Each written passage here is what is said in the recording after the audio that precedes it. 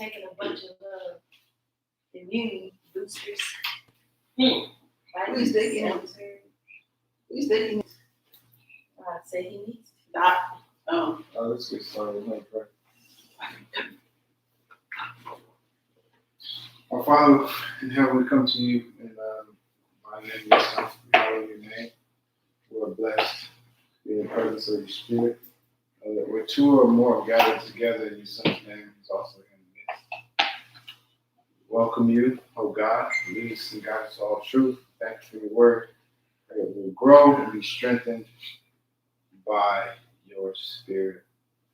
In Christ's mighty name we pray these things. Amen.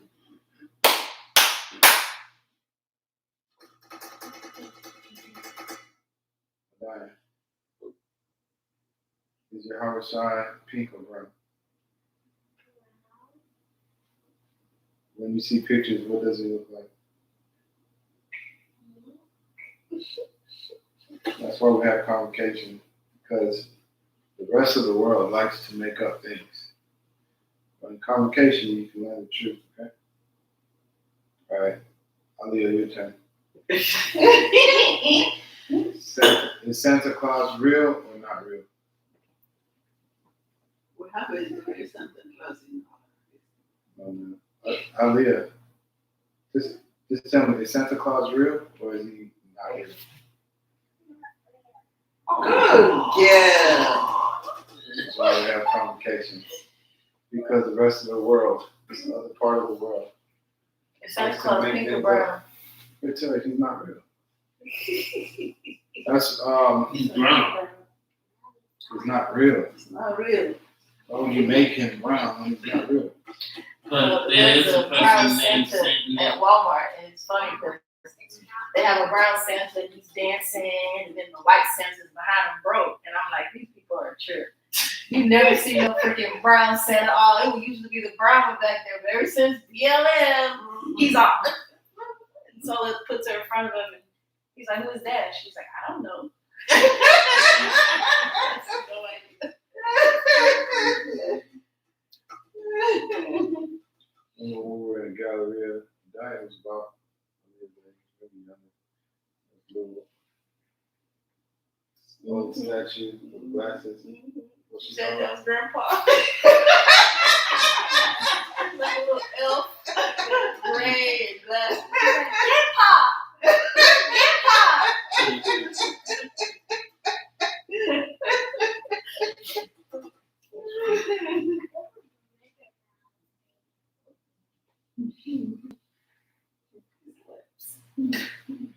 Yeah.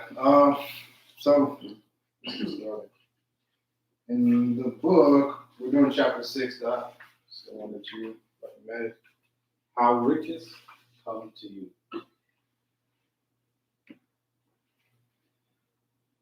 And so there's a saying in here. I'm not going to do the whole, not on this one, the two, about 2 or 3 witnesses. I guess with what we read, you'll probably find more than one, but I'm not going to break down many sayings. I'm going to just take this, the heart of what he's saying in chapter 6. When you rise from the competitive to the creative plane, you can scan your business transactions very strictly. And if you're selling any person anything which does not add more to his life than the thing he gives you in exchange, you can afford to stop it. You do not have to beat anybody in business. And if you are in a business which does beat people, get out of it at once. Give everyone more in use value than you take from him in cash value. You sound like the YouTube videos. What's wrong with you? Then you are adding to the life of the world by every business transaction. Mm-hmm. If you have people working for you, you must take from them more in cash value than you pay them in wages. But you can so organize your business that it will be filled with the principle of advancement, and so that each employee who wishes to do so may advance a little every day. You can make your business do for your employees what this book is doing for you. You can so conduct your business that it will be a sort of ladder by which every employee will take the trouble. Who will take the trouble may climb to riches himself. All right. So if there's such a thing as riches coming to you, right? Because for the most part, we look at money as something that has to be worked for, or chased, right? Paper chasing. There was somebody who was that I was listening to. Pitbull. You know who Pitbull is, right? Mm-hmm. He's a rapper. So there's some people who they chase money. They chase money, and so this is not good because you'll basically just be chasing it forever. But if money chases you, then that's something that you can basically do for a long time. I'm paraphrasing how he said it, but that's the better organization of the way that money should come. Matter of fact, if you're chasing for something, maybe it's not even yours. Mm-hmm. But whatever is yours usually can come to you. It's the same with women.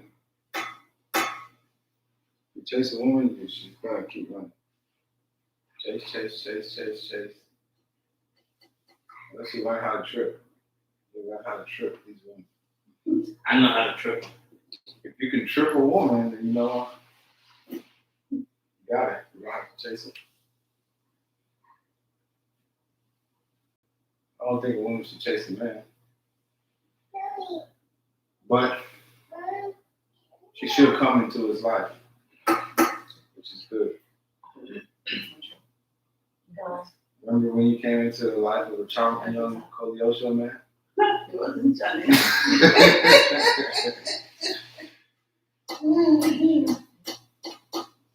All right, so if it is even possible for money to come to, or riches, not money, riches to come to you, then for sure I would see it in the richest man ever. Who's that man? So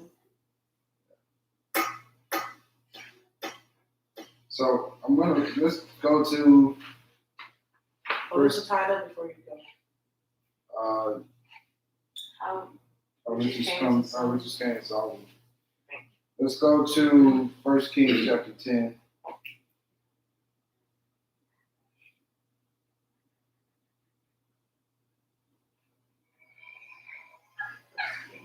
Yeah. 1 Kings chapter 10.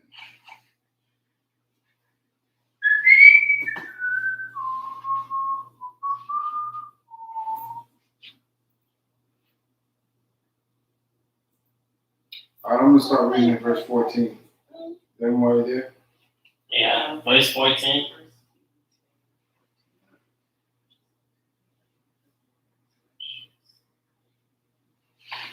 Everybody ready? Mm-hmm. It says, now the weight of gold that came to Solomon. I was asking if everyone was ready. Is everyone ready? Yes. All right, now the weight of gold that came to Solomon in 1 year was 606 talents of gold. Does anyone want to take a guess? I don't expect y'all to know. I don't expect y'all to Google it. But can anyone just take a guess of the amount of money that we're talking about? 6 billion. I'm hoping that everybody gets it wrong. 6,333,000. Hey, something. So I'll ask the question again. It's funny that this is 666. Yeah, that's what I said. It's not funny, but I mean, it's interesting. Okay. How So, much money it's- that was? it's Maybe about 600. 3 million. Okay, that's your guess. Okay, Just so putting I'm something telling out you, I understand. It's 666 talents of gold. Okay, so a talent is how much? I'll tell you that right now. I know, me too. There's no way that y'all can know this stuff or get an educated guess unless you know how much you're talent is. Right. Used to. Because they use talent. Okay, so a talent weighs 58.9 kilograms. That is a lot. That's about 71 pounds. Okay, well, we for sure are talking No, I'm about sorry, that's about 130 pounds. and 600 and whatever of those. So So we're talking multiply about 130 pounds. Let's just say 140 because it's 129 pounds and 14 ounces. So 130 pounds times 666. how much gold. Who was bringing that? That's the way to go. That's 86,580 Pounds. pounds. That's how much gold in a year will come. In our thing, how much is a pound of gold worth? No, I'll tell you. I'll just give you the answer. I know it. If you start doing that, then you're gonna skip to my surprise. We're waiting, suspense builder. So, off of gold alone, that's not all of his businesses. This is just off of gold alone that will come to him. It was $1 billion worth. I almost said a billion. Yeah, I was Just gonna to put it out say there. a billion. I said a billion. No, you didn't. It says $6 billion. Yeah, This that's is only in gold. Because Solomon was a gold miner. This is one of his business. It's not people paying him. This is him. This is his gold. Okay? You know who also was a gold miner that was a rich king? Musa. yes, I know him.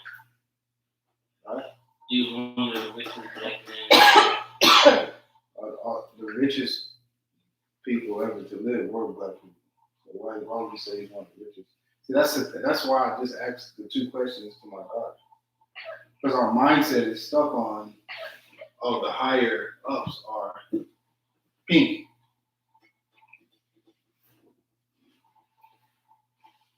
Solomon was worth at the height of his wealth was worth about $2 to $3 trillion. Yes.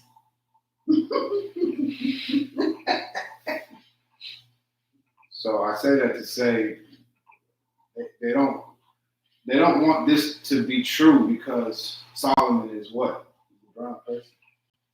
They don't want that to be out there. They don't want Mansa Musa to be popular because he's what? Brown.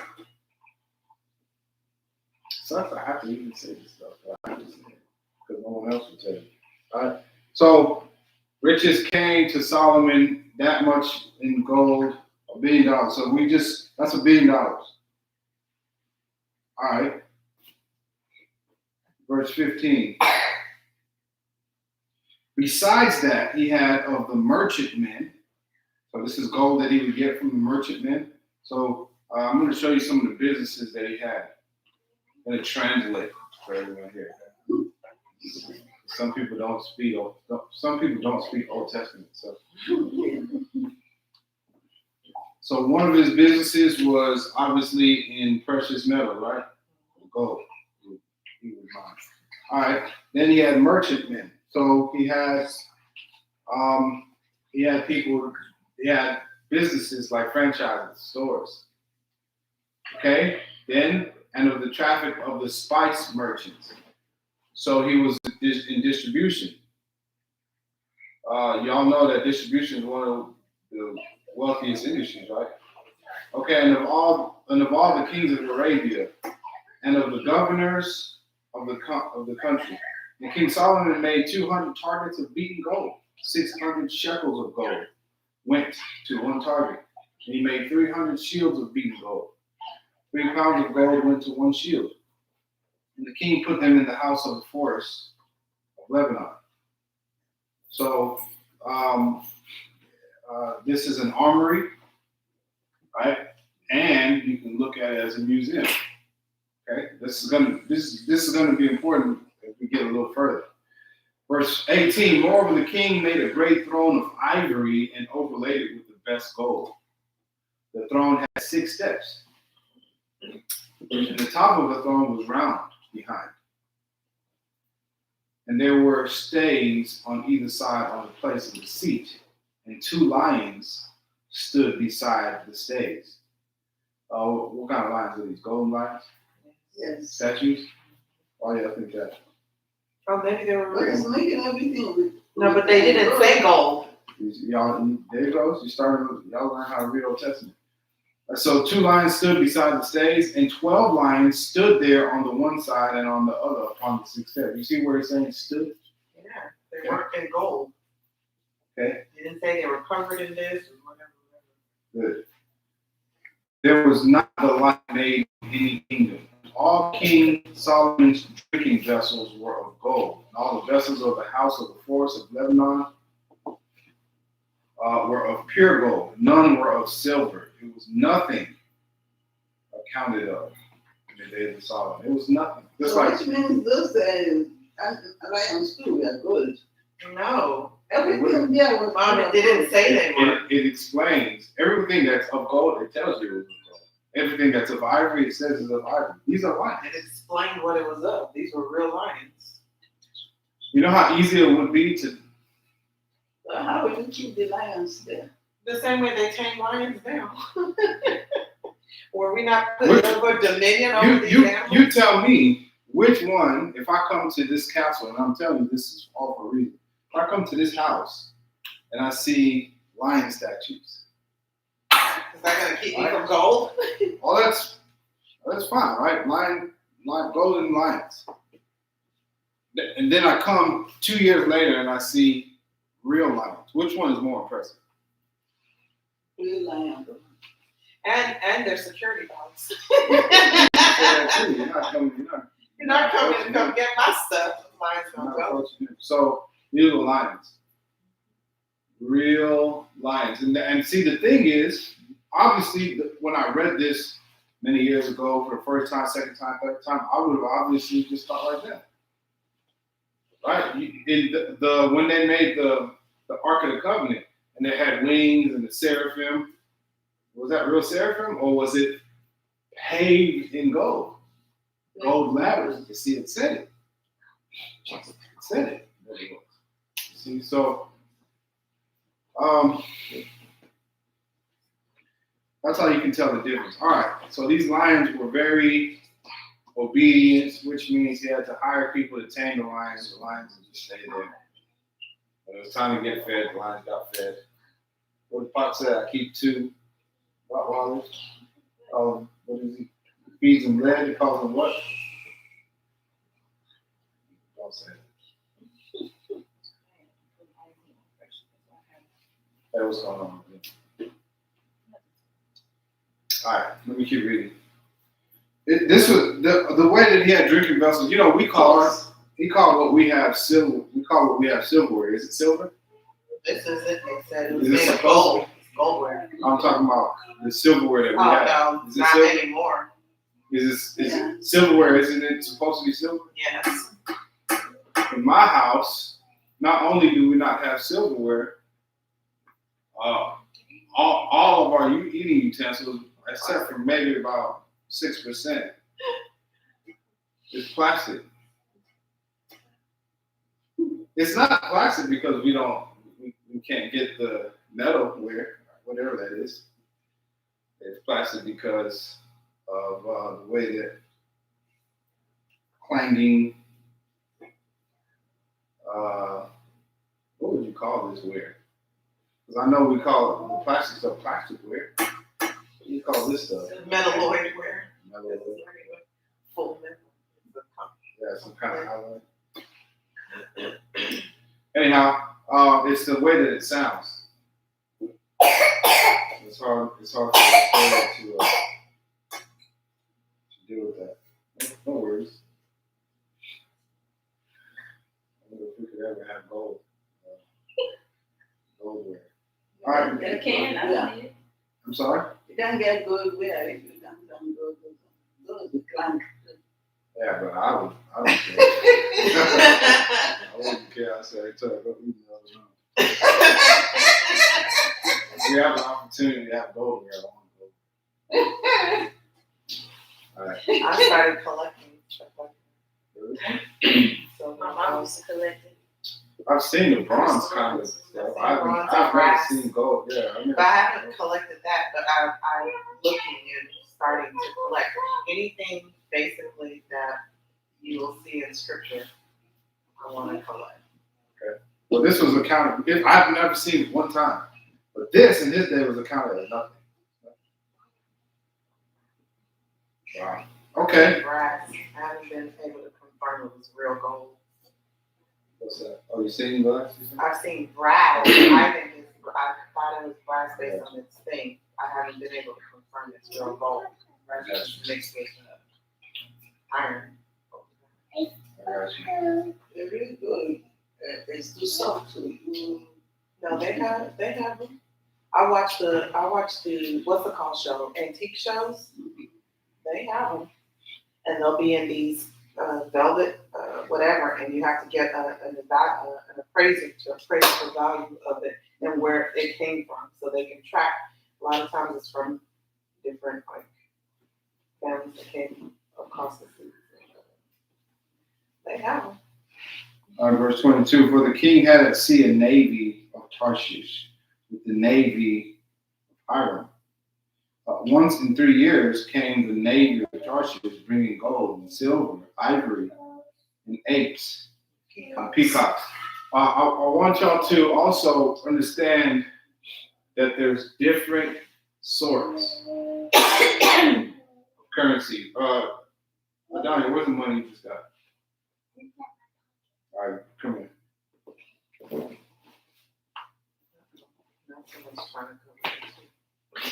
All right, pull it up. You got money, girl? All right. Is this money? Is this money? The form of it, currency. What we deem to be. It's just paper that has some value that up in the air. Yeah, is it money? Yeah. It's money. Okay. Before this money, before it looked like this, was there money in the world? Yes. Before paper, there was money in the world. Yes. Okay. Will there be money in the world after paper? Yes. You think there might be an end to this one day? Yes.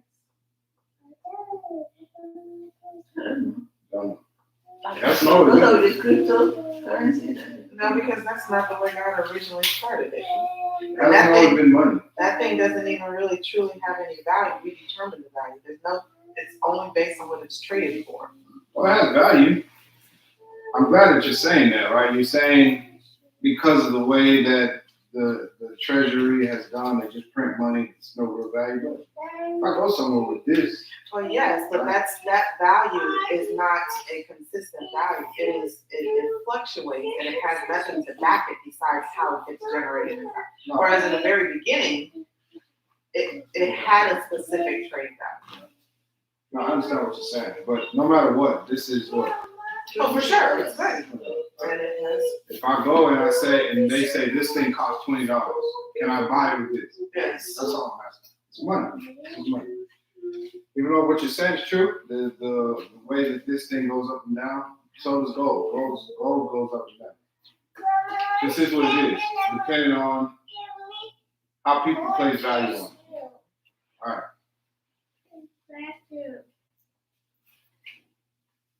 All right. Take this. I want y'all to look at what I just read. It says that at the end of verse 22, once in 3 years came the navy of Tarshish bringing gold, and then what other money? Silver. What other money? Ivory. What other money? Apes. What other money? Peacocks. I wonder what they did. This is stuff to look at. I cooked it. It's stuff to look at. So you go to some of these places and they have They have animals. They own the animals, horses. I own horses. They have a reason. If I own peacocks, it's to come look at my land. Look, I'm on this land. Oh man, you got a llama. Yes, I have a llama. What is the llama for? So food, the whole world. I'm not gonna eat the llama. It's to have a llama, isn't it? Now, if you're raising llama, it's to sell the llama. What do people use llamas for? Can you eat a llama? Obviously, yes. But if you have a llama, but you also have goats, are you going to eat the llama? No. You're going to eat the goats. The llama is there to say, I have an exotic animal. Okay. The same thing with the eggs. These are exotic. What kind of person are you? You have apes. Yeah, you can call them pets or whatever. Like you see Solomon had lions to do his. I'm going to show you that part of his business was the way that he was able to express himself. That was one of his businesses. I'm going to keep reading. Actually, it's right here. It's verse 23. So King Solomon exceeded all the kings of the earth for riches and for wisdom. And all the earth sought to Solomon to hear his wisdom, which God had put in his heart. And they brought every man his present. Vessels of what money? Silver. Vessels of what other money? Gold. Vessels of what? What else? Money? Garments. What else? Armor. What else? Spices. Yes. Horses. Mules. A rate, year by year. So it's not that they would just give him a gift. No. It was royalties. They were giving him this stuff every year so that they can, when it's their time to go see him, they can come see him. Every year, a rate, year by year. Now, how much of all this have we seen Solomon do? What has he done? What work are we watching him do? Giving wisdom and Managements, that's good. Wisdom. pouring wisdom into others. Yeah, wisdom that he offers us. So very little like manual labor. Okay. So you see his businesses. He had clothing stores. He had, he was an architect. He was, a builder of things. He had forests that he would make. He had full forestry. He used to put pools. If you go read in Ecclesiastes, he used to make pools so that they can water the trees. The trees that he would build. Not build. Trees that he would grow and harvest. Landscape. Architect. Absolutely. I said architect already. Well, a landscape specific, so like a landscape engineer. Yeah. So yeah, he was really good at all that. And then let's look into his luxury automobile. So verse 26, and Solomon gathered together chariots and horsemen, and he had 1,400 chariots, 12,000 horsemen. So this is Uber, XL, Uber, luxury, limousine. This is what he had. Whom he bestowed in the cities for chariots. So in different cities, he had, Tesla's working on this, but in different cities, he had vehicles ready to be used. Wow, how smart was this guy? When we're reading this, we think that he just had these chariots, he just had them. No, they were all for business, and we're going to see in a little bit how much he used to charge. So the fleet management. Yeah, a huge fleet. He had drivers, so he had a trucking company.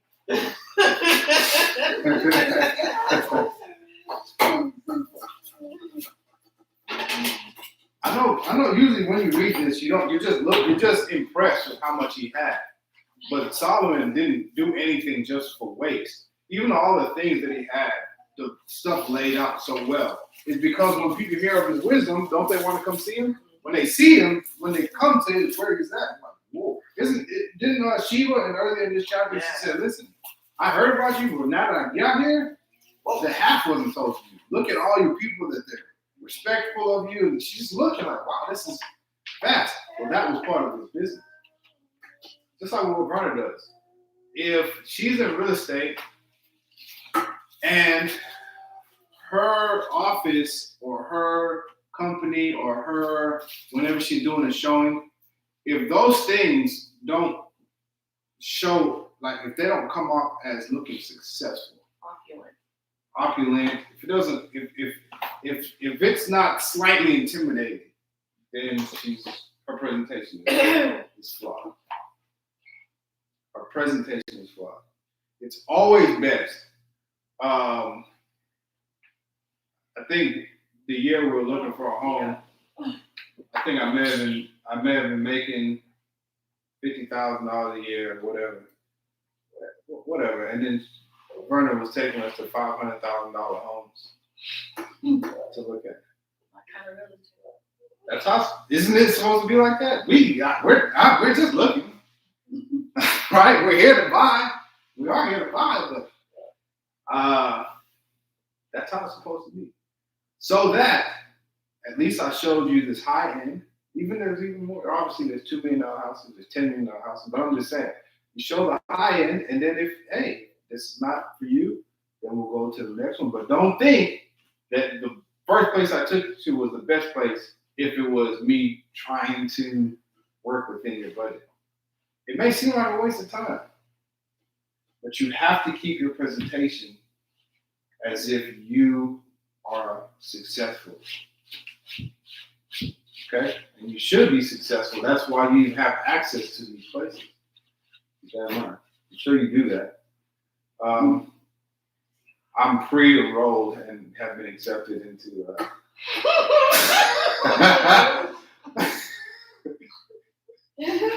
Yeah, now in real estate. Well, I've been accepted. You've been accepted? Good. I got a scholarship. You got a scholarship. That's good. So that's why How come you didn't tell me since? I'm telling you right now. So I'm just practicing with what I'm.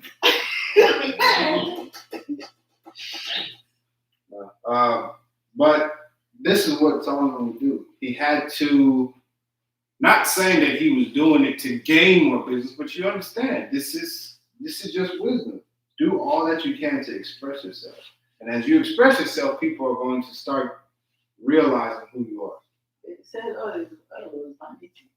Yeah, it was vanity. Everything. Well, his purpose of saying that is that if without God, none of this even matters. That's not what he's saying. But that's a good point, which is true. But what he was saying is, when you've done all this, it still has nothing to do with the afterlife.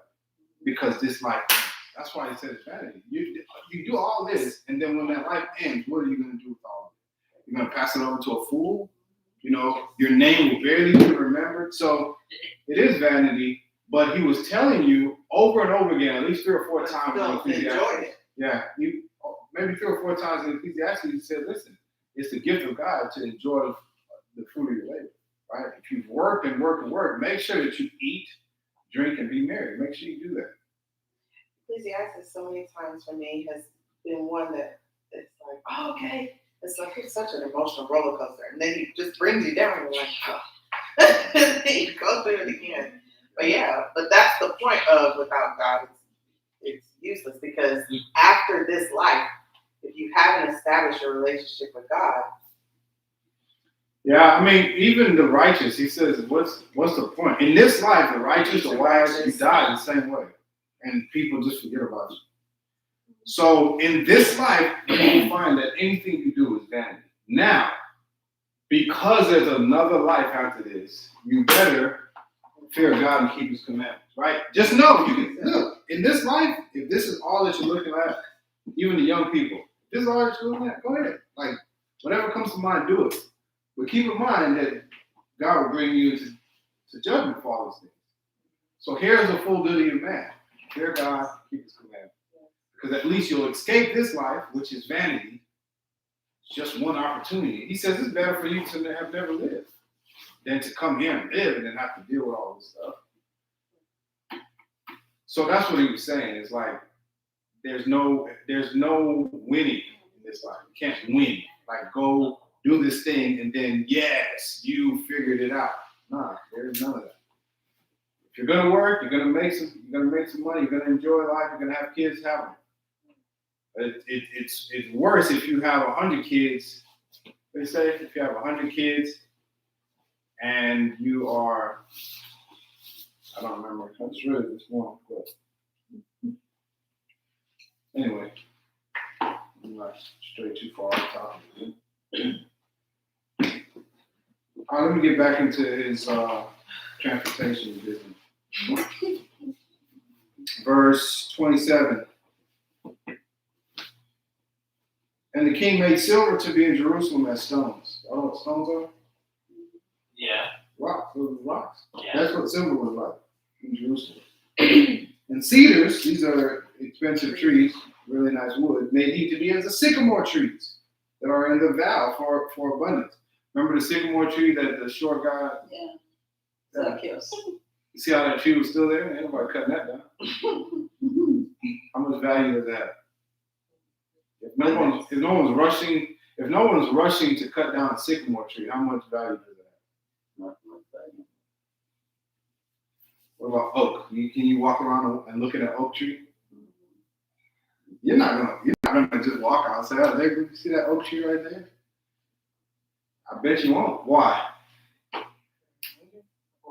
They are humongous, but what? They're used.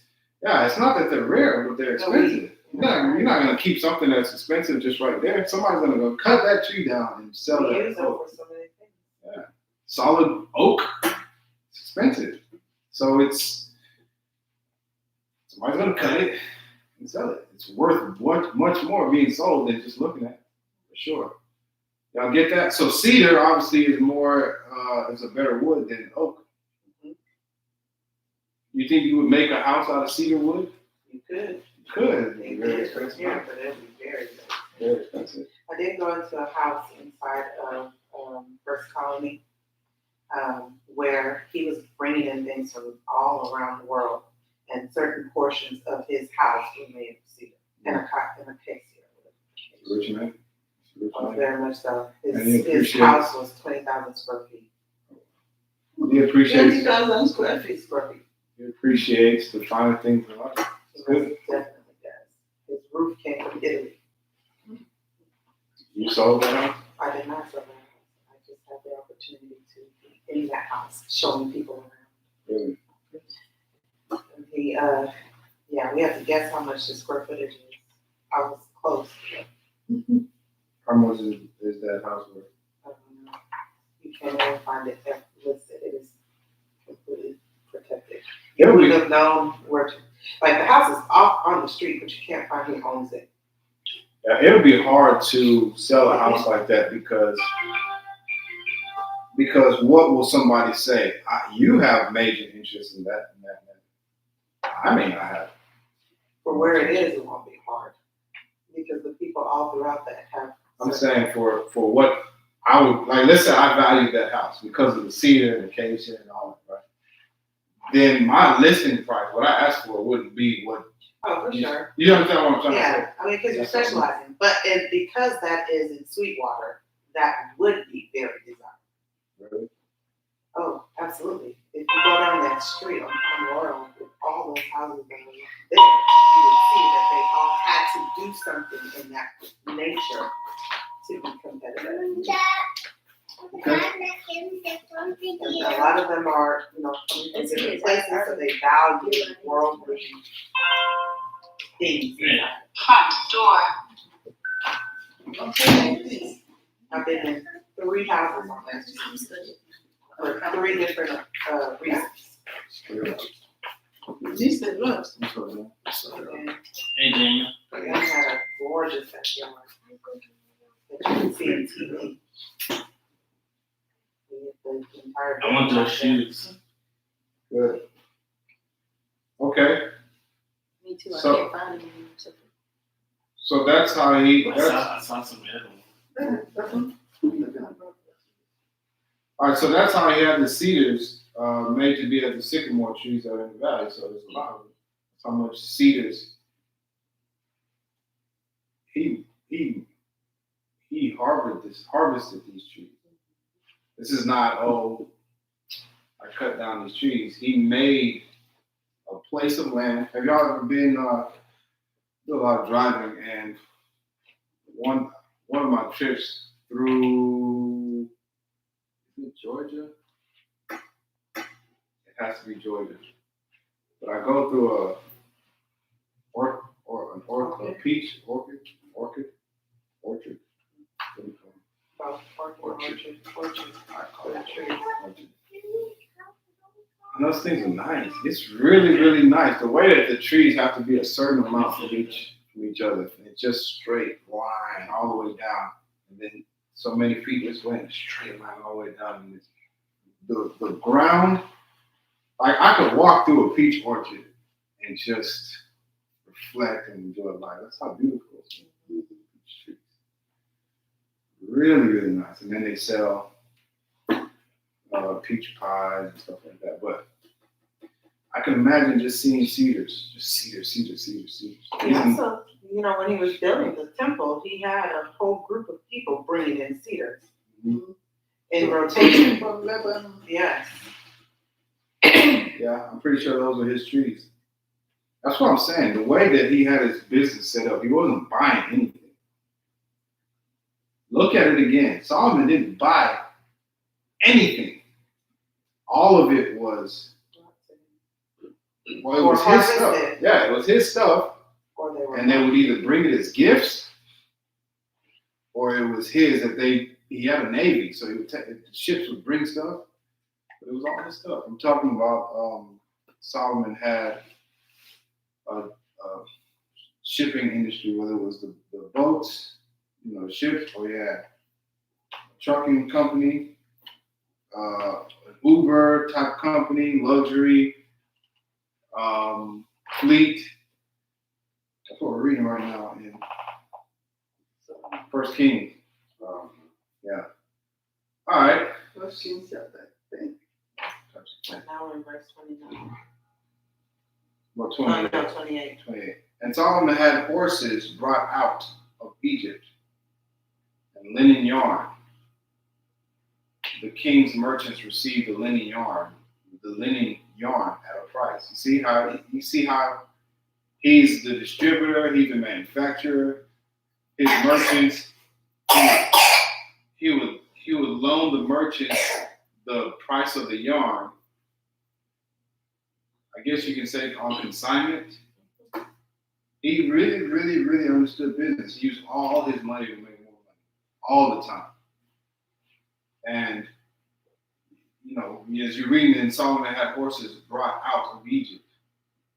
Those horses, no one can keep up with that kind of demand. So what did he have to do? He had to be the one that was over-greedy. But now, was he the one actually doing the work, or did he say, listen, this is what I want? Okay? How much, if we did this, that's why how much can you be able to, we'll be able to do this. Okay, I'll buy more land. So I thought, I'll buy the land. We'll make sure they get fed. We'll make stables. And this is what I want you to do. Okay, we'll do it for you. And I'll just pay you this much out of the proceeds. And that horse is brought up.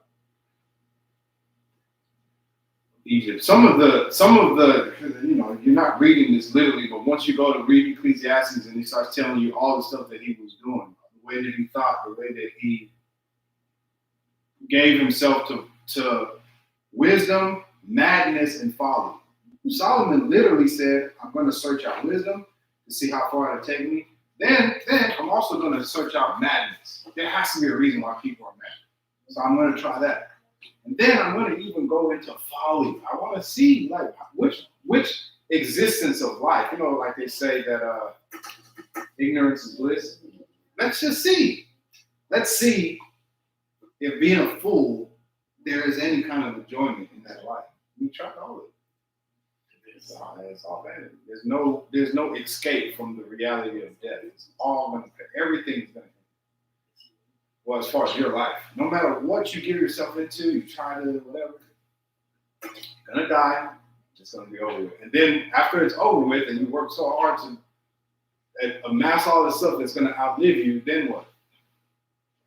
Pass it over to someone that you don't even know if this is a fool or not. And then guess what else? All your name that while you were alive, everybody knew.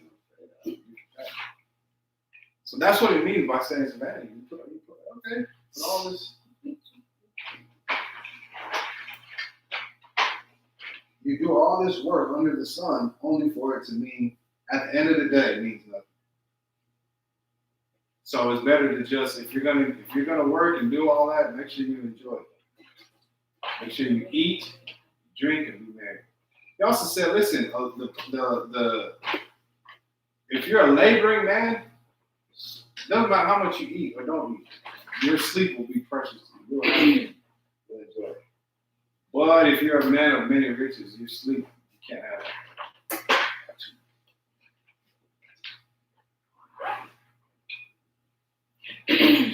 Elon Musk doesn't sleep. Very little sleep. It's too much. Your friend. I know. Friend doesn't sleep. Charlie doesn't sleep. How can you sleep? There's too much going on. Right now, I'm in crypto and all that. Not much. Yeah, I sleep either. Can't sleep. I wish. That would be nice if I was to the point where I can't sleep. Right now, crypto is doing bad, but it's a good time to buy. It's a good time to watch because it might still go lower and lower and lower. But all the people that felt like they missed out on the Bitcoin and all that. Yeah, but they're having talks right now. They're regulating it. Government wants a piece of it. Yeah, so anyway, that's what he said. The more that you have, the more that you're managing over for one, there's more people that's going to eat up. So he said basically all you get to do is work. That's it. Because okay, you're a billionaire now, but there's so many people that's eating off your billions, and so you get to see a lot of money, but all these people, you got to feed all the people. And then also what? You have so many affairs. Oh, well, this is down right now. Oh, this is. You gotta worry about it, man. How you sleep? So much comes your words. How you sleep? So, somebody's trying to break into this. Oh, Why you great? You still have to, Of course. Keep your eye on it. You gotta create. It all funnels up to you. yeah, and the other thing, that's why I said the more that you have, the more you're feeding. So you're feeding this thing, right? But there's still all these things. If you have 100 business, like it seems like he had a lot of stuff going on. And he did. And that's the time To be so young. when you're that big, you have to, so many. You can't be you. Well, Oh, you don't have time but no, it's not that. It's you have to. Maybe it's this time and age, but because you have so many people depending on you, you have so many things, so many people looking at you, so you have to create a character. You have to, because if you, especially now where there's so many, what do you call it, investors. Oh, yeah. If you come out, if you decide you want to walk outside, let's just say naked, oh, he's gone mad. Sell your shares, you know, because you're the head. Yeah, that's true. So you gotta watch what you do, how you talk. You're in prison. You're in prison. You're trapped. That's what a lot of people are saying. I'm trapped. Yeah, he mentions similar things to that. And your behavior is no longer just yours. You understand that there's a trade-off. Okay, don't be foolish into thinking that there's a way to escape reality. Like, there's no way to escape it. unless Consequence. They say to whom much is given, much Much is is expected. yeah, much is I like to share this with everyone I know. I love to say this thing. I haven't said it in a while, but I used to say it a lot to her. That with every choice, every single choice, don't be deceived. There's going to be consequences. Yep. Don't waste your time thinking that I'll make this choice and it's going to be great. There's going to be consequences. I guarantee it. Yep. And when I say consequence, I don't mean Detriment. no. What I'm saying, I don't mean. Maybe No. No, there's always a negative. That's what I'm trying to say. Is that there's always going to be a negative. When I say consequence, that's what I mean. There won't always be a positive. No. Yeah. But there's. You can make a lot of money, do very, very well, but you made certain choices. And people look at you and say, "Oh, man, you've changed. I don't like that person that you become." Things like that, or man, you never have time for it. So there's always going to be something Always. that's you're thinking that, man, I made all the best decisions and everything's still going to be the same. So in a sense, a consequence is a sacrifice. Not a sacrifice. But I see where you're headed. Yes. There's always going to be a downside. Every single time you make a choice. Yeah. Even if you say, you know what, I'll only look at God my entire life. I won't look at anything else. I don't care about anything else. Yeah, you know, Right. friends, Absolutely. It's going to cost. no cost. Every Yes. single choice Cost. will cost. Yeah, absolutely. And so I didn't always know that. I didn't always understand that. But when I started to understand that, I started to share that information with everybody. Anybody I at least cared about. Listen, make a choice. It doesn't matter what choice. Make great choices. Guess what? You still, Solomon even said it. He says that this also I found to be a vanity. When you've done well, paraphrase it, you've done well. But then people, because you've done well, people become envious. Oh, what? I thought all I was doing was trying to do well for myself. I just wanted to do better so that I can enjoy my little short time that I'm here. And then people around start becoming envious of it. So there's no escape. That's why you gotta move out the hood. Okay, then what? I don't know. Okay, so move out the hood and then what happens? Switched up on this change. No matter when, anytime. So I always say this: before you do something, make sure the juice is worth the squeeze. You gotta make sure, because there is, like you said, there's always gonna be consequences and there's always gonna be sacrifice. There's no reward without sacrifice. You have to be disciplined, and people will look at you because your behavior changes.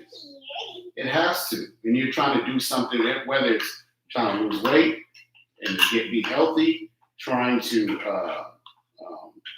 make more money, grow spiritually, there's people that are going to look at you and say, "Man, you ain't the same." One of my friends that I work with, he's like, "Man, I got to change my eating behavior. I got to eat different." So he told his fiance, so they're no longer getting married. He told his fiance and his fiance's mother, "I can't eat y'all's food." Can't eat y'all's food because the way they're foreigners. They're I forgot what kind of Hispanic they are, but they're foreigners. So I can't eat that food. Y'all want to eat that? That's fine, but I can't eat y'all's food. I can eat a certain way. It's over with. Man, It's over with. Mom didn't like him anymore. You know, there was sacrifice. And because it led into more and more, because as he was growing in his, I want to take care of myself, I want to lose weight, I want to look a certain way, I want to be a certain way. They kept looking the same way, they kept eating, their behavior was still the same, and they resented him for it. yeah, it's called, I would say risk. So there's no reward without risk. Okay. The reason why I'm very careful with Sacrifice. sacrifice. Yeah, I'm very protective of that word sacrifice because it's a sacred word, but we use it for so many things. Sacrifice has to be accepted. So let's just say this is a way that I learned what I like to teach it. If I say I'm sacrificing not being here for my children by going out and working, like you were saying, oil field, I'm doing this for who? I'm doing it for y'all. Yeah. I'm sacrificing not being here and all that for y'all. But if they don't accept it, you didn't. Yeah, he didn't sacrifice. You took your risk or whatever you did. That was your idea of it. We don't accept it. That was a sacrifice. Right? It's not a real. To you though, you're like, Yeah. what do you mean? It's just like when somebody tries to do a sacrifice. That's just a Dog was scratching. that's a time air freshener Oh, okay, yeah, we have. mechanism. If you remember when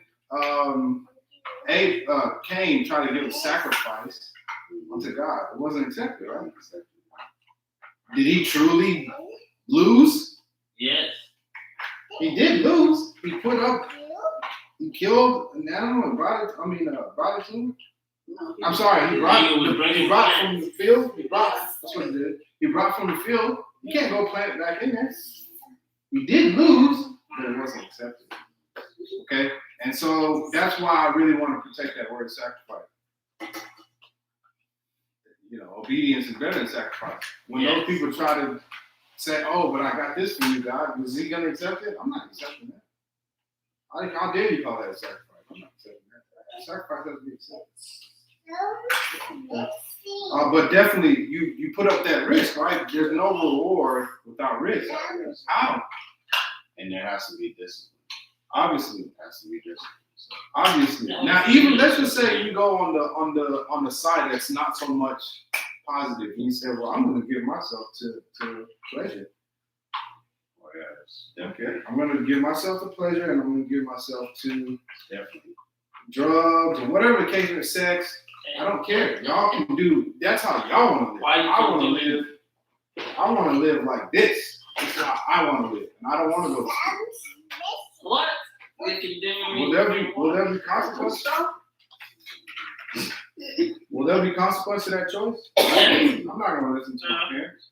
Absolutely. Obviously, so there. No matter where you go, no matter how you make choices in life, don't be afraid. Just know that every choice has a consequence. So that's why you have to count the cost. What Christ said.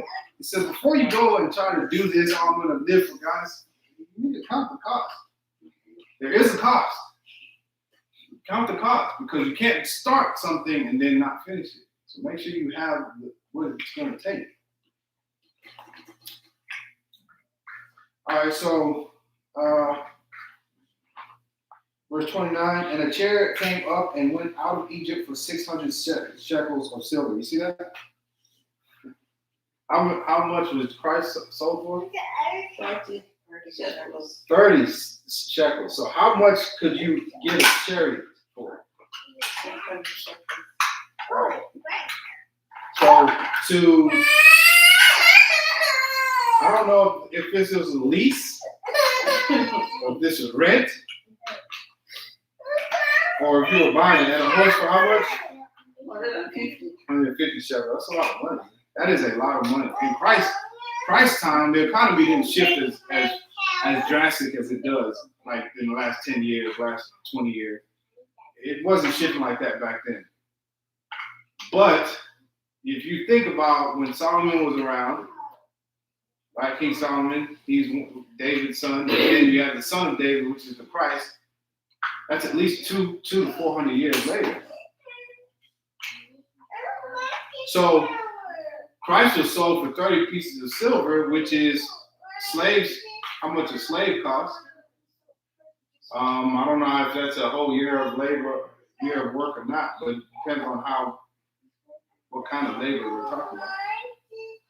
And then you go look at 150 shekels for a horse, Egyptian horse, a lot of money. And so for all the kings of the Hittites and for the kings of Syria, did they bring them out by their means? So he would lease out. Hey, y'all, chill out. He would lease out these. I know they weren't buying it because it says that he had these many horses and he had these many chariots. So he would lease out to the kings of Syria and kings of the Hittites, all these kings. He would lease out or rent out his beautiful horses, beautiful chariots for a lot of money. You see how much that costs us? A lot of money. And so riches came to Solomon by offering more to the people in use value than he received in cash value. And it's a business that I can't stop working on it. It's just, I see men, we are way out of place. Most of it has to do with understanding. The next part is confidence. Never seen so many men like way just on their knees or heads down. And so I don't know. That's just been my focus, is working on these men, getting these men better. That was an Untitled Chapter. People talking about the use value. I use that now in my conversations with agents. Absolutely. And just in understanding my own stuff and the things I do. Yeah, so two things. I'm glad you brought that up. Two things. You're going to give, let's say you're talking about a transaction. The transaction, you must be giving more to the man or woman in use value. I have a new client, and I'm training her, and she gladly gives me money because she's at the gym for about 5 hours a day.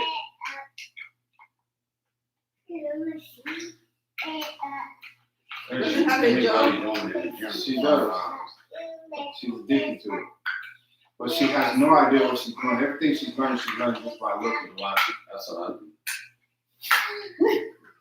There's the danger, right? Here's the danger. She saw somebody doing the pull downs like this. Oh no. Right? That's a lot. Like this. Also doing pull downs like this. Yeah. There's a lot of people that work like that. The problem That's the is, wrong way. yeah, absolutely. The problem is, if you keep doing that with weight, you're gonna damage your body. Right? So yes, you're gonna see muscles being built because you're still using muscles to do the stuff. But you can call it improper form. Improper form. And now you're putting more. So there's certain muscles that you use when you do a bench press. If you put your elbows out, for sure you'll be able to bench more because you're using your chest and your shoulders. The problem is your shoulders. This is how small these muscles are. There's many different heads on this shoulder. It cannot lift that much weight. You're not supposed to put that much weight on your shoulders.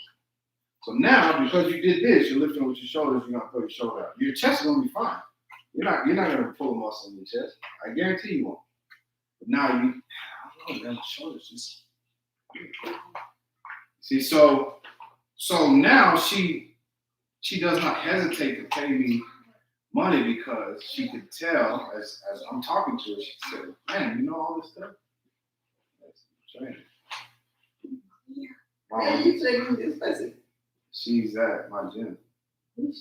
Oh, primary fitness. Oh. So I leave from training her and then I go and also train my other clients. That's what I was telling her. I have other clients that I train. I leave here and go. You're certified. I'm certified. Yeah, so that's all she needs to know. Yeah, absolutely. And so, Everybody that's certified ain't knowledgeable. And well, she's hearing me talk to her. Yeah, that's what I'm saying. When you say I'm certified, and then you sell yourself by talking about what you know.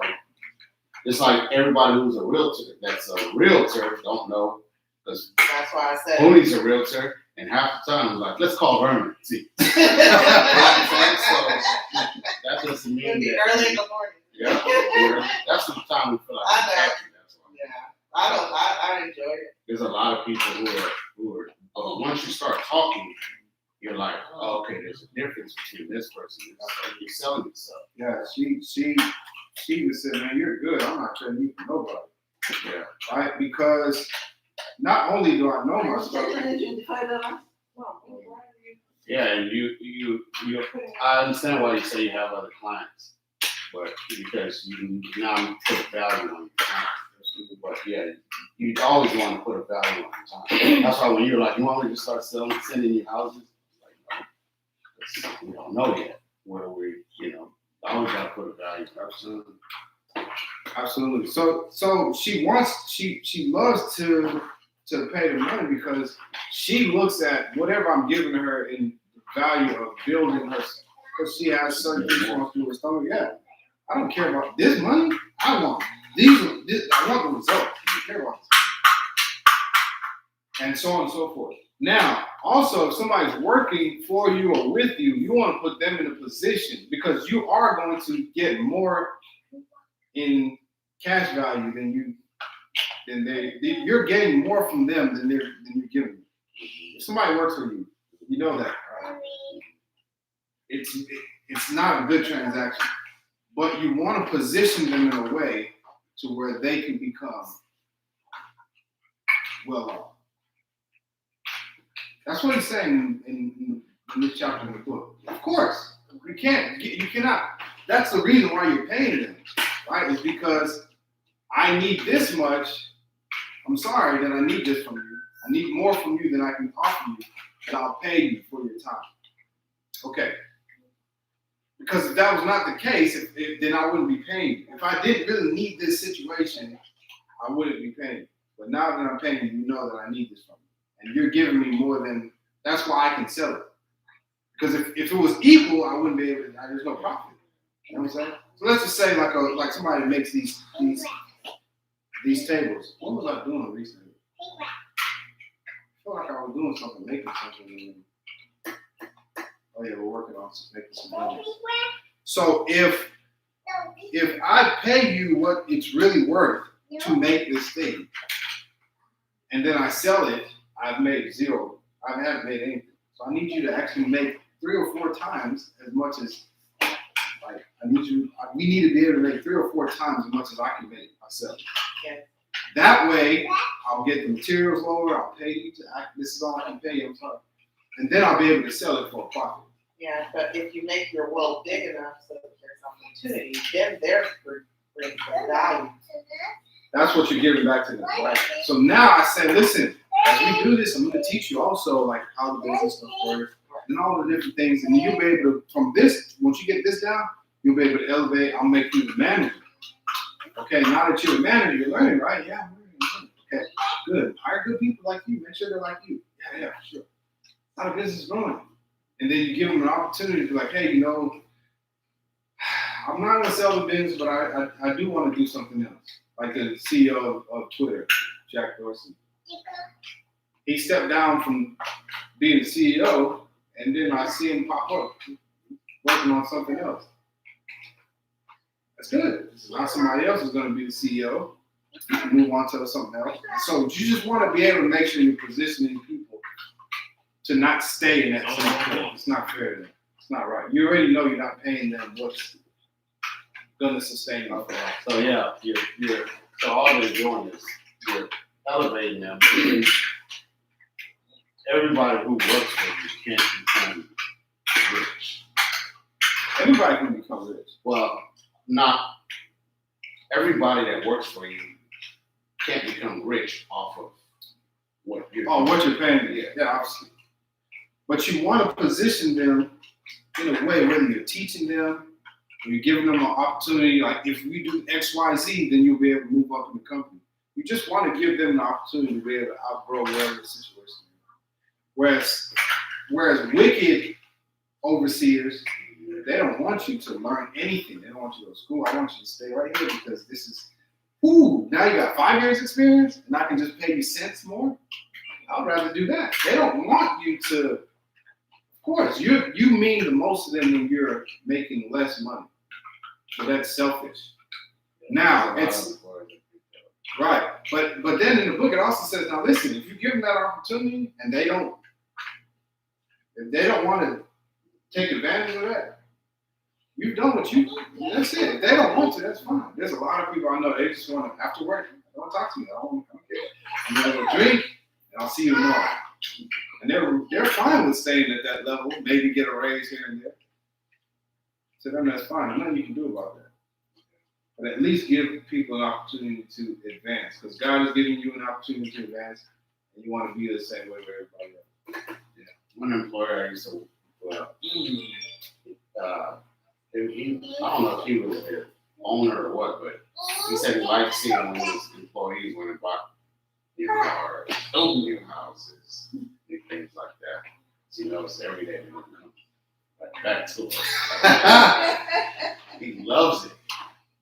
Not that he likes that they're making money. He Right. likes it that they will be dependent on this. On this job.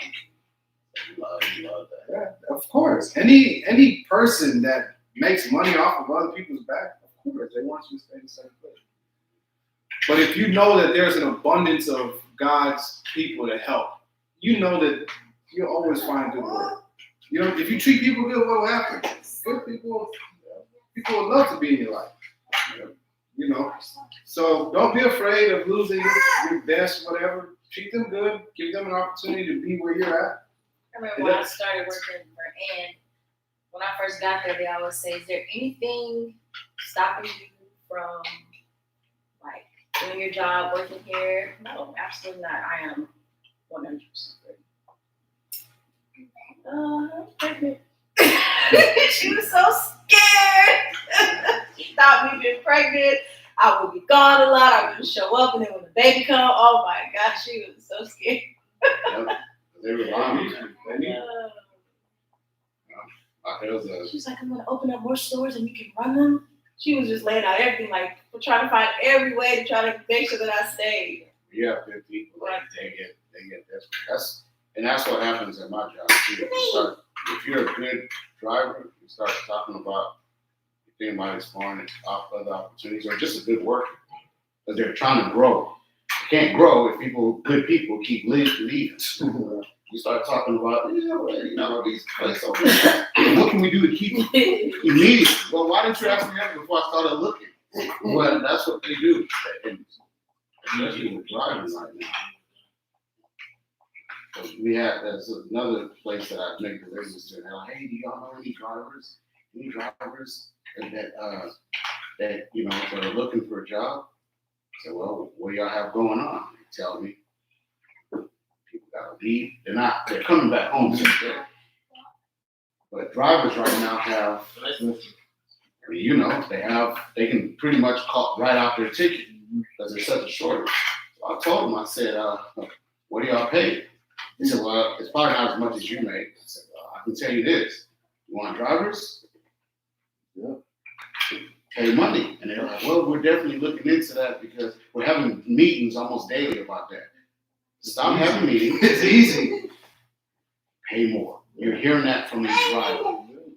I don't want to come work here because I like not having to go all over the place. But I'm telling you, if you want more drivers, pay more. It's that simple. Yes, and the companies that you're servicing, they understand the prices got to go up. It's just that simple. Because drivers can go wherever they want now. Pay more. If I'm paying the same, good luck. Because the owner's saying, well, we don't know if we should pay more. And soon you won't have a business. Because all your drivers are going to keep leaving. Pay more. Simple stuff. So, all right, we'll wrap it up. This is how riches came to the richest man that we know, that we've ever heard of. All right. So, if it came to him like that, by providing the simple things, two simple things, by providing more in use value than you get in cash value. I love the illustration he used. If I go to Alaska and there's a man there, I sell him this painting in Alaska, what's that gonna do for him? But I give him a gun. If I give him a gun, even if it's a $50 gun. Yeah. Even if I give him a $50 gun, it will do much more for him. He can kill the animals faster, sell the furs.